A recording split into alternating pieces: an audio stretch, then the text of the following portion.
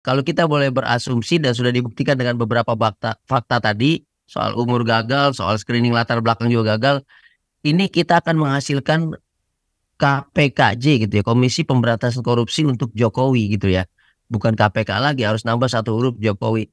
Dan ini yang membuat ancaman terhadap pemberantasan korupsi ke depan bagi pemerintahan yang baru gitu ya. Ini akan membawa sebuah masalah besar gitu. Presiden yang baru siapapun itu akan siap-siap APBN-nya jebol di korupsi karena benteng anti korupsinya sengaja dijebol duluan oleh Jokowi.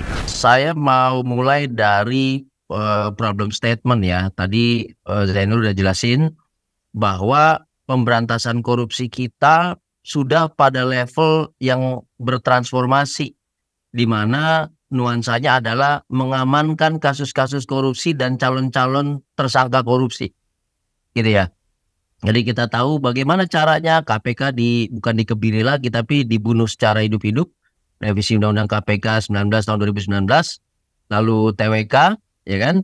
Lalu politisasi perkara-perkara. Jadi kalau kita dengar KPK ngoceh sekarang hari ini tuh ngomongnya potensi terus. Tapi kita nggak dengar ini menteri mana yang kena gitu ya. Ini apa pejabat tinggi, gubernur gitu itu yang mana, itu nggak sama sekali gitu. Ya hingar-bingar di KPK itu lebih banyak soal gosip. Ya kami akan bisa panggil gitu, kami bisa periksa, ya bisa saja kami naikkan tersangka. Jadi isinya gosip semua itu.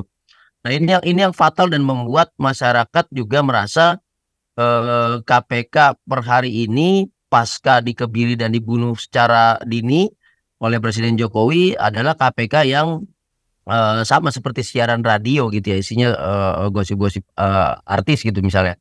Nah tentu ini membuat ancaman ke banyak hal. Yang belum dijelaskan adalah bahwa hari ini kita APBN kita bocor ya karena korupsi. Pembangunan kita terhambat karena korupsi. Indeks persepsi korupsi kita 34, pengaruhnya kemana? Investasi yang minim. Tentu masa Presiden Jokowi nggak merasa malu, dia mengemis ke sana kemari ke luar negeri, jual ini jual itu, nggak ada yang laku sama sekali. Kenapa? Karena warungnya bobrok, warungnya korup. Tidak ada satupun investor yang mau datang bawa uang 100, misalnya 100 atau 1000 triliun gitu ya, di mana 600 triliunnya habis di korupsi, 400-nya belum tentu selesai untuk pembangunan, yang nggak mungkin selesai. Jadi ini yang nggak disadari, dampaknya kemana-mana. Dan yang paling utama adalah masyarakat. Akhirnya hak asasi masyarakat ya tidak terpenuhi, infrastruktur bobrok, jalanan rusak, tol roboh, lalu longsor dan segala macamnya, itu hasil korupsi semua itu. Jadi apa namanya, gambaran bahwa kebobrokan pemberantasan korupsi itu kita akibat KPK yang dikebiri lewat regulasi gitu. Lalu dikirimlah kuda Troya, Firly, Lili dan segala macamnya untuk menghancurkan dari dalam. Lalu muncul nama penyidik Robin yang kurang lebih nanganin 10 kasus, dapat uang 11 miliar gitu ya. Lalu pegawai rutan KPK yang tiba-tiba ada praktik prostitusi seksual, lalu ada praktik pungli sampai miliaran rupiah per kamar, 25 juta dan segala macam. Kita udah melihat ini seperti apa ya, kalau di film-film tuh, film Batman itu seperti kota Gotham gitu. Nggak ada satupun presiden pemberantasan korupsi dan penegakan hukum yang waras gitu. Ini udah hancur lebur semuanya. Regulasi kita sudah hancur, regulasi ini yang sudah dijelaskan dengan istilah state capture corruption. Jadi korupsinya dilegitimasi, dilegalisasi ya lewat regulasi-regulasi seperti tadi.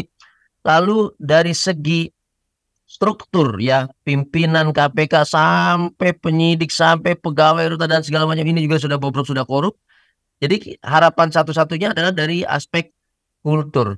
Nah, artinya ini yang harus dibangun oleh pimpinan KPK ke depan. Tapi tadi Zainul bilang pansel kita tidak memiliki kemampuan betul. Jangankan dari aspek komposisi, dominasinya dari pemerintah, eksekutif. Ini jelas kepentingan eksekutif di sini, Rama. Karena kita lihat juga beberapa nama diantaranya selain dia dari komposisi eksekutif, mereka-mereka ini juga menjabat sebagai komisaris di perusahaan BUMN. Ini jelas ada konflik of interest. Banyak BUMN yang diperiksa oleh KPK dan juga Kejaksaan Agung, adanya dugaan korupsi. Gimana mereka bisa punya perspektif anti korupsi? Yang kedua, panselnya juga ini nggak punya pengalaman di bidang anti korupsi. Kacau ini. Ya, kita aja kalau mau ngelamar kerja gitu ya, lulusan STMK atau STM, lulusan SMEA, ditanya jurusannya apa gitu. Ini mau memilih manusia setengah dewa yang bertajuk pimpinan dan dewas KPK, dia nggak punya pengalaman itu. Kita bingung. Mau dia profesor, kayak mau dia dokter, kalau nggak punya pengalaman di bidang itu, gimana dia bisa paham? Gitu. Saya kasih contoh bukti. Kami mencatat paling tidak ada 4 nama yang gak lolos screening umur, syarat usia. Bayangin, masa pansel nggak tahu syarat usia minimal dari capim dewas KPK terus kita tapi lolos 4 nama gitu ya, beberapanya udah nggak lolos lagi di babak hari ini gitu. Ini kan artinya jangankan jangankan soal konsep anti korupsi ke depan, umur aja dia nggak bisa screening. Nah oleh karena itu tidak heran kemudian tidak ada lini masa yang jelas.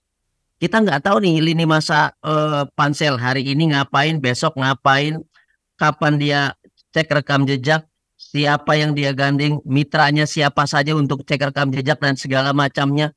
Karena hari ini masyarakat lebih pintar.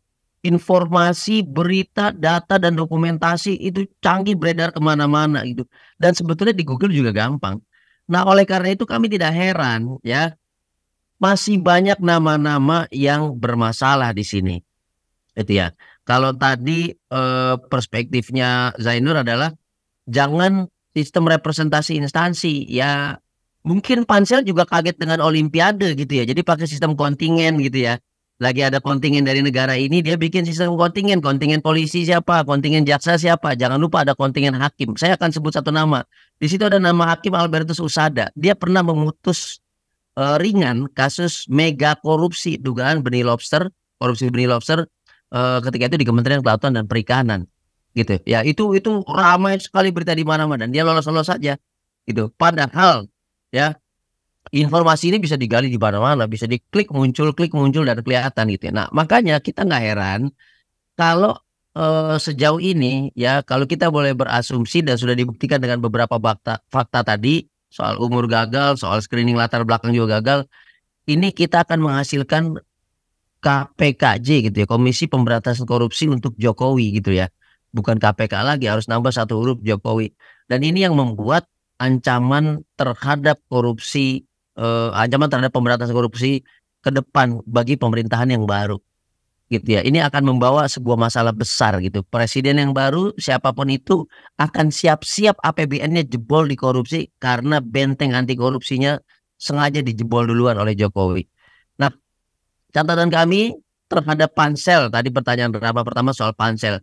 PBAI sih siap-siap aja ini. Satu, kita akan bikin laporan ke Ombudsman karena pansel ini jelas-jelas tidak berkompeten, ya tidak berkapasitas untuk menjadi panitia seleksi, sehingga kita akan cek beberapa pelanggaran-pelanggaran administrasi yang dilakukan, termasuk kemarin screening umur yang tidak selesai mereka lakukan dan tetap lolos. Yang kedua adalah kalaupun ada nama-nama buruk yang tetap masuk ke dalam catatan kami gitu, tahu-tahu lolos-lolos juga gitu ya, baik itu dari polisi, baik itu dari jaksa, baik itu dari hakim, baik itu dari internal KPK pimpinan sekarang, kalau nggak salah ada nama Nurul Gufron itu ya, maka itu akan kami langsungkan gugatan terhadap hasil yang diberikan oleh pansel KPK. Tidak boleh kita biarkan uang rakyat hilang, pajak rakyat hilang, rakyat berdarah-darah nyari uang, lalu dipasang pimpinan dan dewas KPK yang bobrok seperti itu. Itu yang pertama soal pansel. Yang kedua adalah saya refleksi kembali tadi penjelasan Zainur. Kita sudah hancur dari segi regulasi, kita sudah bobrok dari segi struktur, maka yang harus kita bangun adalah kultur. Maka pansel harus betul-betul melihat calon pimpinan KPK ini orang yang memiliki kultur yang baik, bahwa syarat integritas, kapasitas, independensi, dan juga kompetensi ya, KI ini Kiki, ini adalah selemah-lemahnya iman ya. Ibarat ijazah ini Rahma, ibarat ijazah ini ijazah PAUD ya, ijazah taman kanak-kanak gitu ya. Soal etika, soal moral itu ijazah yang paling sangat mendasar. Artinya kita tidak boleh mengambil risiko sekecil pun terhadap calon-calon yang bermasalah gitu. Sedikit pun catatan take out, sedikit pun catatan take out, apalagi di level yang paling rendah. Bagaimana bisa, ini lagi rame nih Rahma ya, ada apa namanya pejabat-pejabat negara, pejabat legislatif dan segala macam bisa punya ijazah S2, S3 padahal S1-nya nggak beres gitu ya. Nah, ini sama logikanya. Kita bisa percaya bahwa mereka ini lulus SD, SMP, SMA, bagaimana kalau PAUD-nya aja bermasalah, taman kanak-kanaknya bermasalah. Jangan-jangan bapak mamanya nyuap PAUD, nyuap TK supaya dia dapat ijazah, supaya dia dinyatakan lulus.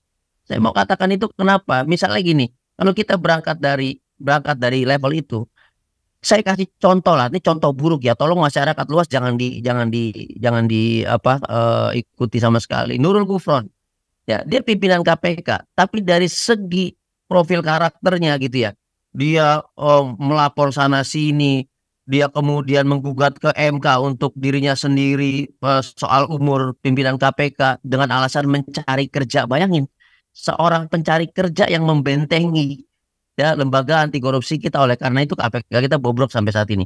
Lalu apalagi sedang diperiksa laporan etik di KPK yang sekarang nggak tahu juntrungannya hasilnya sampai kemana itu. Nah ini udah bukan bermasalah dari segi etika dan moral lagi, tapi problematik dari segi hukum, dari segi karakter kepemimpinan seorang komisioner atau komisioner KPK, dan juga dari segi kinerja, gitu loh.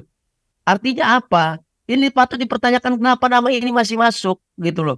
Pansel katanya pakai ahli, ini ahli apa? Ahli nujum, ya, ahli prediksi, ahli apa? Atau ahli Jokowi gitu yang memahami keinginan Pak Jokowi sehingga nama itu harus masuk gitu loh.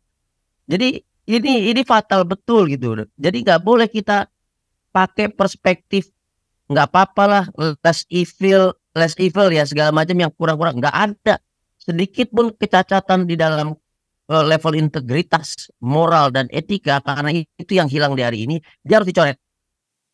Dia harus dicoret. Jadi pertanyaan kita ke Pak Pansel hari ini bukan apa indikator, udah cukup lah. Dia nggak bisa menjelaskan indikator. Kita yang ngomong bahwa kapan nama Nurul Gufron dan yang lain yang bermasalah ini dicoret karena sudah melanggar ini dan segala macamnya. Itu yang harus ditegaskan, gitu loh. Jadi sudah cukuplah kita bermain puisi, bermain kata-kata, apa namanya, jual nama NKRI, Pancasila, tapi sebetulnya mereka yang membobrokkan semua itu. Nah ini yang harus disampaikan. Yang kedua adalah dengan demikian harusnya kita melihat bahwa orang-orang yang punya sejarah panjang berjuang anti korupsi, mewakafkan nyawa, harga diri dan juga apapun nasib hidupnya, kehidupannya bagi pemberantasan korupsi yang sudah berpuluh-puluh tahun di KPK, itu yang didorong gitu loh.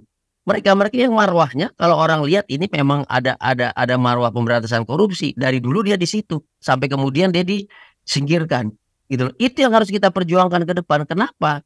Kita bisa tahu hitam putihnya dia di sana. Dengan demikian hidup dan matinya adalah demi pemberantasan korupsi. Nah, nama-nama yang bermasalah seperti tadi ada, kemudian saya masih baca di sini ada Johanis Tanak yang ketika seleksi pun ya, saya tahu berdasarkan pasal 30 itu harusnya yang masuk adalah Cak Lutfi Kurniawan di situ ya, Cak Lutfi Kurniawan, karena berdasarkan undang-undang KPK dia harus mendapatkan nilai gitu, tapi dia malah nggak masuk.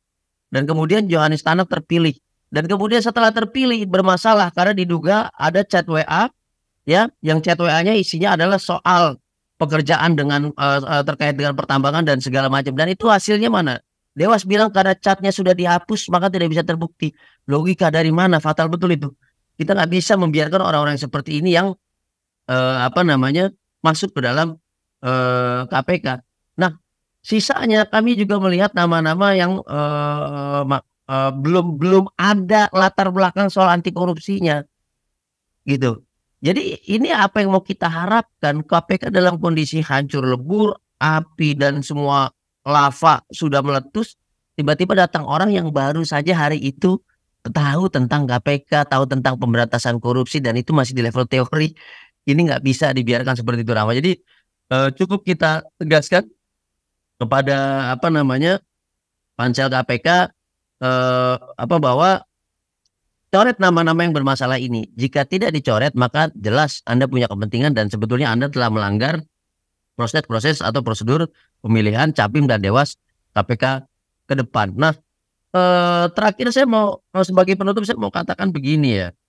Maksudnya sampai saat ini Pansel tidak membuka ruang yang seluas-luasnya bagi masyarakat sipil untuk memudahkan memberikan masukan. Ini adalah bukti ketertutupan, ini adalah bukti kooptasi, ini adalah bukti pembajakan ya KPK yang dimulai sejak seleksi Capim dan Dewas. Oleh karena itu, sebaiknya memang media massa, teman-teman jurnalis, akademisi, dosen, dan semua pembayar pajak yang baik, karena kita selalu kalau ngomong apa-apa, ini Rahma lagi ngoceh begini, biasanya kalau di hadapan netizen influencer ya, nah, Rahma ditanya udah bayar SPT belum, udah bayar pajak belum, udah lunas belum, ya kami tagih, kami sudah bayar pajak, kami tidak mau pansel yang tidak berkompeten begini, kami tidak mau hasil-hasil yang buruk dan bobrok seperti ini, kami tidak mau uang kami habis dikorupsi dan kemudian tidak ada penindakan oleh KPK karena KPK-nya dipimpin oleh Capim dan Dewas yang tidak memiliki kinerja yang bagus, rekam jejak yang bagus, kompetensi yang bagus dalam hal anti korupsi. Saya pikir itu aja dari saya, Rahma. Terima kasih.